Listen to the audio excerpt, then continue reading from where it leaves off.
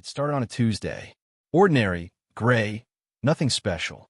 She texted me in the morning like usual, a heart emoji, a quick, don't forget breakfast, and a photo of her coffee cup with that same chipped handle I kept telling her to throw away. Everything seemed normal. Until 9:47 p.m. That was when I got the message. Just 3 words. This is goodbye. At first, I thought it was another one of her mind games.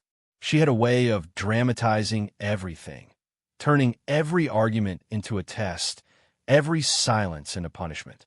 We had fought the night before about something small. I can't even remember what started it. Maybe I said she'd been distant lately. Maybe she didn't like that I noticed. So when I saw those 3 words, I didn't panic. I just sighed and typed, "Don't start this again." No response. 10 minutes later, her sister called. Her voice was shaking. "Ethan, have you talked to Lily tonight?" My stomach tightened. "Yeah. Why?" She sent me a message too. And she left her phone by the bridge. I didn't even think. I grabbed my keys and drove there, my hands trembling so badly I could barely hold the wheel. The bridge was already flashing with red and blue lights when I arrived. Police tape, ambulance, a small crowd, and on the railing, her jacket. They told me they'd found her phone near the edge, unlocked. The last note in her gallery said, "Tell him he was right. I'm too much." That night, everything went silent. No texts, no calls, no updates. Just the echo of my own heartbeat and the memory of her voice saying, "You'll regret losing me." I spent the next 2 days in shock. The police searched the river, but found nothing. Her family held a small vigil, though there was no body. Friends posted old photos of her, writing, "Rest easy, Angel." My inbox flooded with messages, people blaming me, comforting me, analyzing every piece of what they thought happened.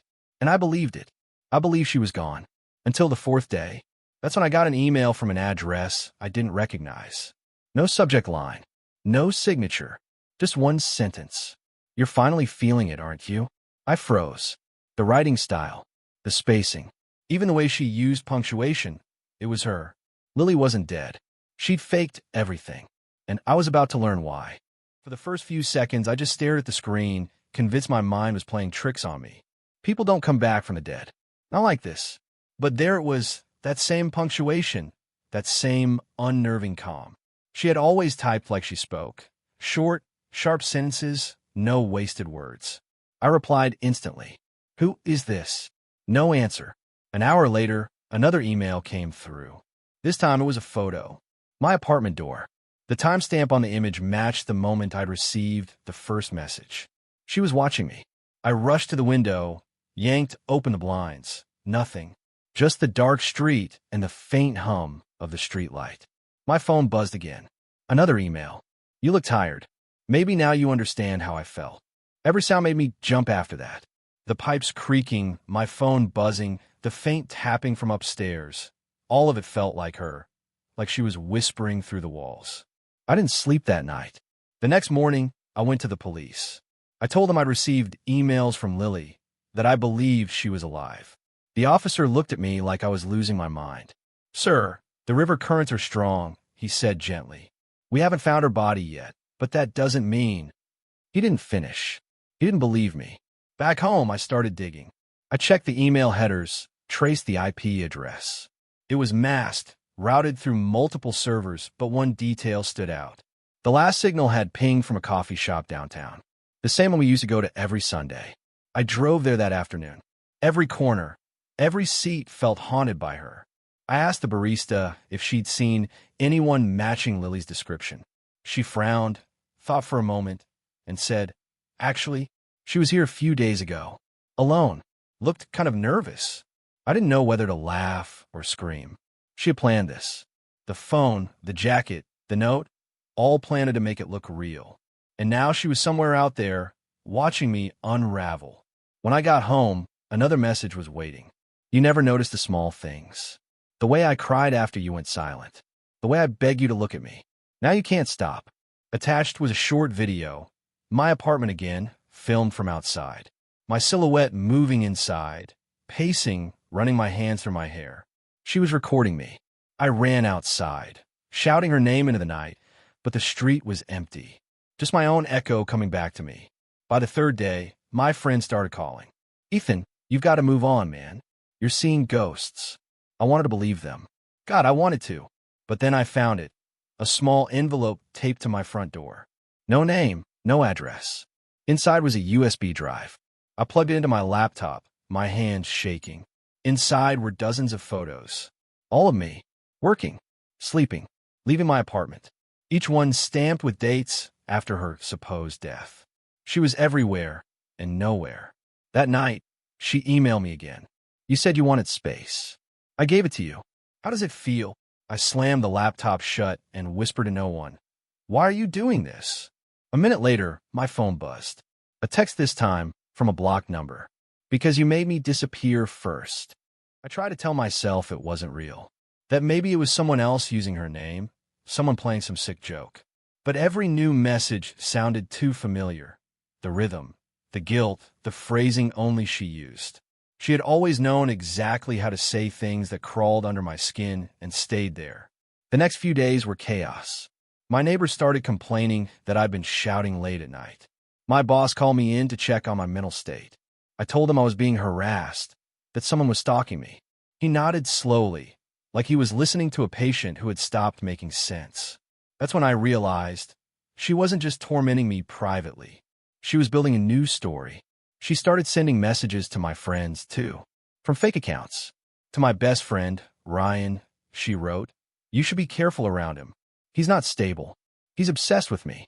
I tried to leave, and he couldn't handle it." To my sister, "You don't know what he's capable of. If something happens to me, it'll be his fault." By the time I found out, half the people in my life had already stopped answering my calls. And why wouldn't they? From their perspective, a dead woman was warning them about me. The final blow came from her mother. She called me one evening, voice trembling with grief and rage. "Ethan, please stop." "Stop what?" I asked, half shouting, half begging. "The emails," she said. "The letters you've been sending. Saying she deserved it. Saying she made you do it." My blood went cold. "I didn't write any letters." "She signed your name," her mother whispered, and hung up. That night, I sat in the dark, trying to piece together how far she'd planned this. And then I realized something terrifying. She must have started long before her death. The night she cried and said, "You'll regret this." The sudden way she started deleting her social media, closing accounts, cleaning her apartment. I thought she was getting better. No, she was getting ready. At 2 a.m., my power went out. Total darkness. I went for my phone, but before I could turn on the flashlight, the screen lit up by itself. A video started playing when I hadn't opened. It was her face. Pale, perfect, illuminated by candlelight. She looked straight into the camera. "I told you you'd miss me," she whispered. "You wanted peace. So I gave it to you by dying." She smiled, soft and slow. "But don't worry. I'm not done yet." The video ended, and the room stayed silent. The next morning, I got a knock at the door. 2 detectives. They said they'd received a new statement, an anonymous email claiming I had confessed to killing her, including voice recordings. The recordings were real. My voice, my words, cut and stitched from old conversations, turned into something monstrous. "You don't understand," I told them. "She's alive. She's doing this." One of them gave me that same pitying look I'd seen too many times. "Mr. Hayes," he said quietly, "you need help." They left, but I knew what they were thinking. That I was delusional. That guilt had made me lose touch with reality. But I wasn't crazy. I knew she was out there, watching, listening. Because that night, she sent me another photo, me talking to the detectives at my door. The caption read, "You're doing great. Keep acting confused." And beneath that, another line, "You don't know what regret feels like yet, but you will." By the time the police left, I was already halfway to breaking. My apartment felt smaller, like the walls were closing in with every breath. I unplugged my laptop, turned off my phone, even pulled the batteries out of the smoke detectors, paranoid that somehow she was watching through them. Every sound felt wrong, every silence worse. But I wasn't imagining it. I knew I wasn't, because 2 days later, I saw her. I was at the grocery store, standing in the self-checkout line, when I caught a glimpse of someone in the reflection of the freezer door. Dark hair, same posture, same walk. I froze. She turned, and for a moment, I thought my mind was playing tricks on me again. But then she smiled. That slow, knowing smile I'd seen 100 times before. And she walked out the door. I dropped everything and followed her. Out of the store, into the parking lot, across the street. I called her name. Once, twice, louder. She didn't look back. By the time I reached the next block, she was gone. That night, I sat at my desk, replaying the security footage I'd recorded on my dashcam. And there she was, clear as day, walking right past my car alive. Breathing. Real. I sent the footage to the police. They didn't even reply. The next morning, I got an email from her address. No message, no text, just an attachment. When I opened it, it was the same clip I'd sent to the police but edited. In her version, my car followed her. She'd spliced it perfectly, like a short film. The subject line read, "See? You can't help yourself." And that's when it hit me. She wanted this. She didn't want to disappear quietly. She wanted to haunt me so thoroughly that even the truth would look like madness. Over the next week, she escalated. Fake accounts appeared online. Women claiming to be my exes, sharing their stories. Anonymous users messaging me things like, "You belong in jail." She even created a new profile under a different name, Emma, a woman who started messaging me, pretending to be sympathetic, saying she believed my side. At first, I thought she was real. We talked for hours. She asked how I was holding up, what Lily had done, how I was coping. She seemed kind, too kind. Then one night, she wrote, "You deserve someone who doesn't disappear on you." And I felt something strange, guilt, like I was betraying Lily's ghost, even though she'd tried to destroy me. I didn't realize it until days later. Emma used the same phrasing Lily always did. The same double spaces after punctuation. The same way she typed lowercase I-S even at the start of sentences. It wasn't Emma. It was her. Again, she'd build a new identity just to get close to me, to see if I'd fall for her twice. When I confronted her through the chat, she didn't deny it. She just sent a single message back. "You still chose me." That's when I finally broke something in myself. I smashed my phone, my laptop, even the mirrors in my apartment. Anything that reflected me back as the man she turned me into.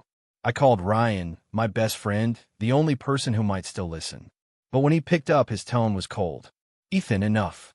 She's dead. You have to stop. I saw her, Ryan. I have video." He cut me off. Lily's mother came to see me. She showed me the ashes. Ashes.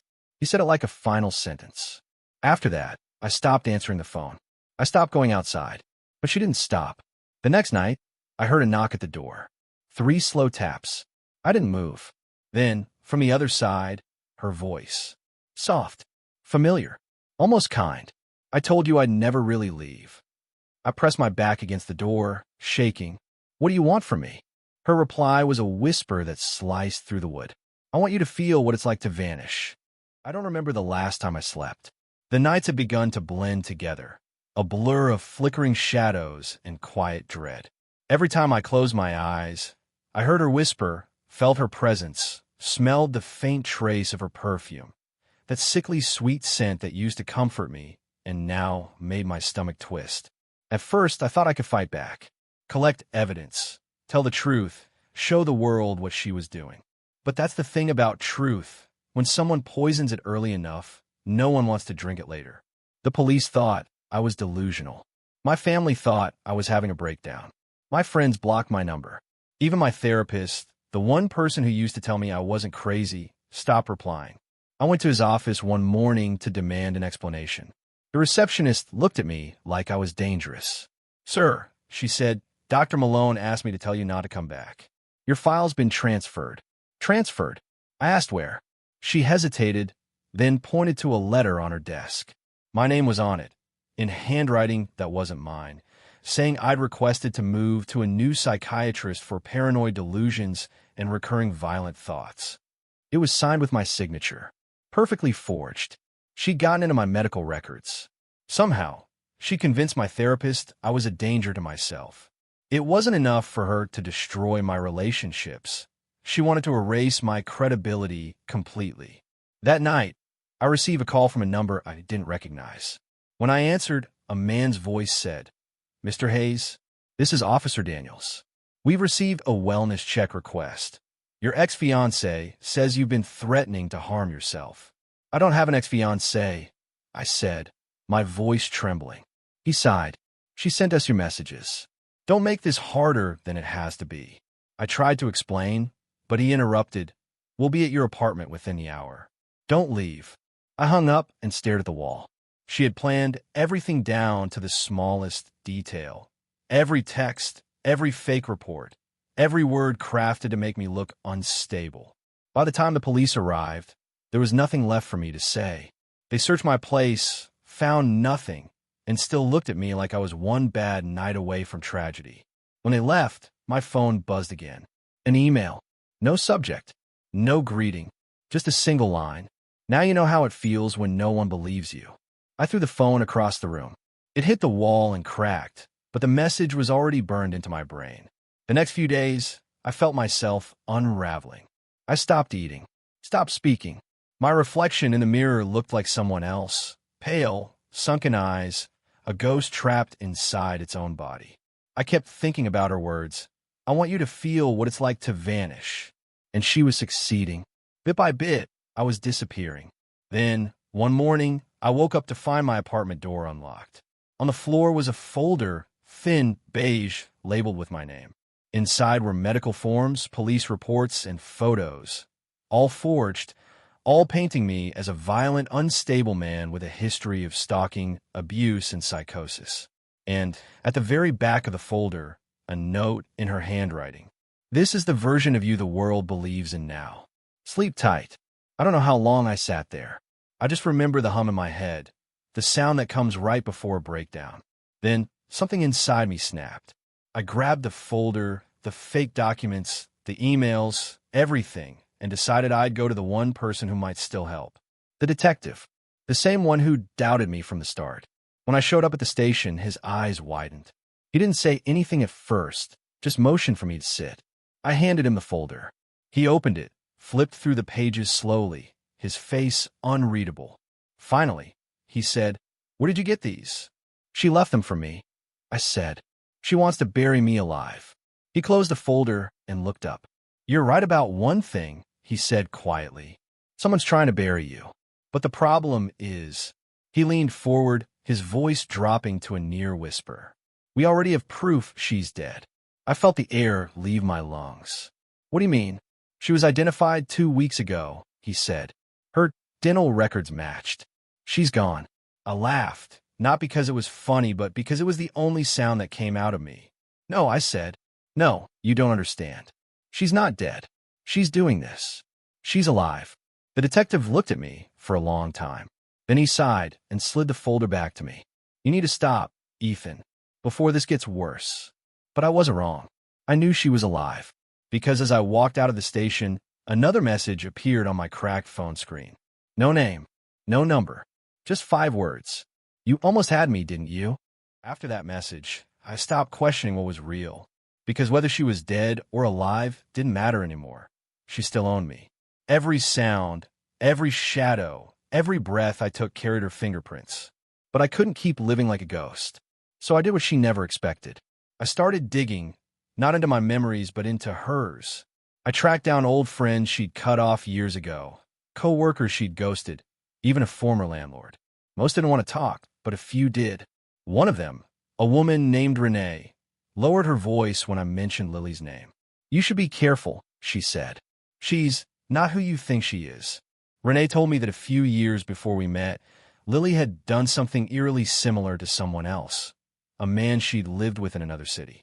She had disappeared, leaving behind signs of suicide, a note, and then resurfaced months later under a different name.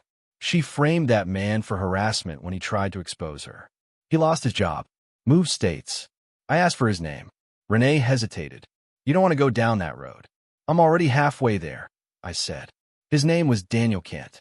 I found him after days of searching, a man hollowed out, like someone who'd been living without light for too long. We met in a small cafe off the highway. When he saw me, he just nodded like he already knew why I was there. "She did it to you too, didn't she?" I asked. He laughed bitterly. "She doesn't stop. She doesn't know how." Daniel told me how she'd faked her own death once before, even filed fake police reports, complete with a body that matched hers. She planned it all, he said. The body wasn't hers. It was some Jane Doe they identified using Lily's dental records.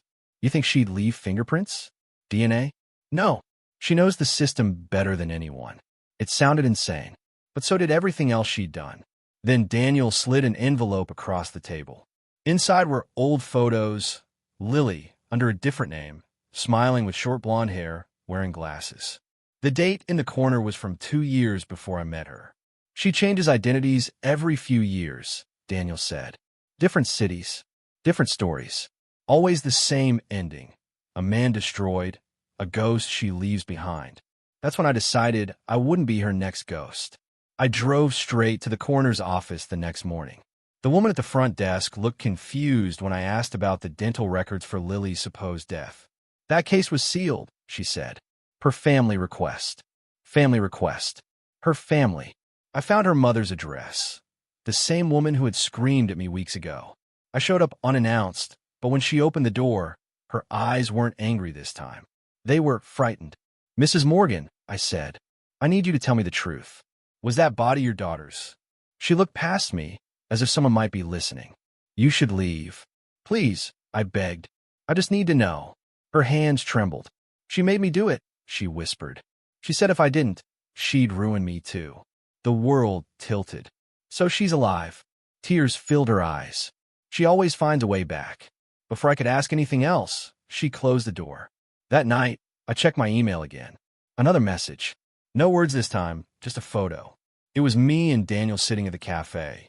The caption read, "You really shouldn't have told him." A second later, another email arrived. A video. It was footage of Daniel's house. The front door slightly open. Inside, motionless feet. I called the police, screaming that they needed to check on him. They didn't find anyone. Just the faint smell of bleach in an empty room. And then, 2 nights later, I saw her again. It was raining. I was walking home when I felt someone watching me. I turned, and there she was across the street, under an umbrella, alive. The same calm expression, the same tilt of her head. I stepped off the curb. She didn't move. Cars passed between us, but when they cleared, she was gone. Only the umbrella remained, left on the wet pavement. Inside it, a folded note. You were supposed to grieve me, not follow me. My hand was shaking so badly, I almost dropped it. I whispered to no one, "Why are you doing this?" But I already knew. She wasn't punishing me for something I'd done. She was punishing me for leaving her story unfinished. And I had a sickening feeling the ending she wanted was still coming. I didn't sleep the night I saw her. My body was exhausted, but my mind wouldn't stop replaying that image. Her across the street, calm, untouchable like she owned the night. Every time I closed my eyes, I saw that note again. You were supposed to grieve me, not follow me. I wasn't following her. She was leading me. Every breadcrumb, every message, every ghostly appearance. It was all designed to bring me here, to the edge of her story. 3 days later, I got another email. A location. No words, no threats. Just coordinates. The middle of nowhere, an abandoned house outside the city. I almost didn't go. Every rational part of me screamed not to. But I was long past rational. When I arrived, the sky was heavy with rain. The house looked like it hadn't been touched in years. Windows broken, paint peeling, silence thick enough to choke on. I stepped inside, the floorboards groaning under my feet. The air smelled like dust and decay, and, faintly, perfume. Her perfume. There was a single candle burning in the center of the living room. On the wall behind it, photos. Dozens of them. Me. From every stage of my life. My childhood. High school. College. My first job. Her and I together. Her alone. Then, more recent ones. Me at home. Me at work. Me sleeping. She'd been watching long before I even knew her. And then I heard her voice behind me. Do you finally see it? I turned. She stood there in the doorway, alive. Calm. Wearing that same gray coat she'd left by the bridge the night she died. Her hair was longer, her eyes brighter. Like she'd been living, not hiding. Lily, I whispered. She smiled, slow and deliberate. You shouldn't say my name like that. That girl's gone. I took a step closer. Why, Lily? Why do all this? Her expression softened, almost pitying. Because you were supposed to love me forever. But forever's boring when it's real. You stopped chasing me. So I gave you a story worth chasing. You ruined my life. I made your life, she said, her voice rising slightly. Before me, you were invisible. Now everyone knows your name. You're the villain in my masterpiece, Ethan. And the best part? You keep playing your part. I shook my head. You're insane. She tilted her head, amused. Maybe, but at least I exist. You're just what I needed you to be. The man who drove me to death. The monster who gave me meaning. I stared at her, every muscle in my body trembling. You killed Daniel. She blinked, then smiled. No, you did. That's what the next act says. My blood went cold. You're lying.